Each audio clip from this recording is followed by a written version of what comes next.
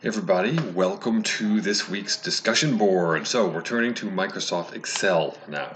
We spent some time talking about Word, talking about Outlook, talking about OneDrive, all sorts of things. Now we're turning to Excel. Hopefully you've been going through some of the lecture notes and you found them valuable. There is tons you can do with Excel, and that's really kind of the point I want to get at with this week's discussion board is what kind of things, what kind of unique things can you do with Microsoft Excel.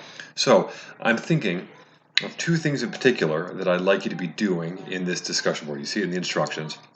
And that is, I want you to come up with one kind of workplace, career-specific use for Excel, and one home-based or personal use for Excel. So two things, and I want you to really get into detail with this.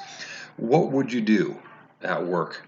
What would you be doing at home? So I'll give you some examples. Let's say you have to put together a payroll list for a small business, or you want to start putting together a list of patients in a new doctor's office or something like that. You use the EMR, but you also want to have some billing information or who knows, something like that in Excel, or even just kind of keeping track of staff and staff birthdays and years of service, all sorts of stuff like that. And then on the home side, well, what kinds of things can you do with Excel? Well, let's say I want to put together a chore list for my kids, and how would I organize it? What would it look like? Or I really want to start organizing for Christmas coming up. And I know I got a lot of people to send cards to, but then I have other people I want to send cards to and give them gifts. How do I organize all that stuff? So this week, that's what we're going to be doing.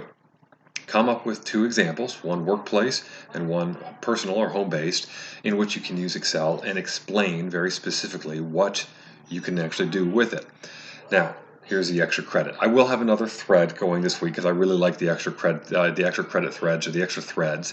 But for some extra credit in this kind of main topic, if you put together one of these ideas or two of these ideas, whatever, in an Excel spreadsheet and you attach it for us, you're an extra credit, okay? I recommend taking a look at some of the templates that are already there in Microsoft Excel so that you can kind of maybe play on that a little bit, but see what you can come up with. Try to be creative. Come up with something really, really cool and attach that and get some extra credit. The opportunity here is for you to really practice with this program and really see what it can do for you. Look, the more you're in it, the better off you're going to be.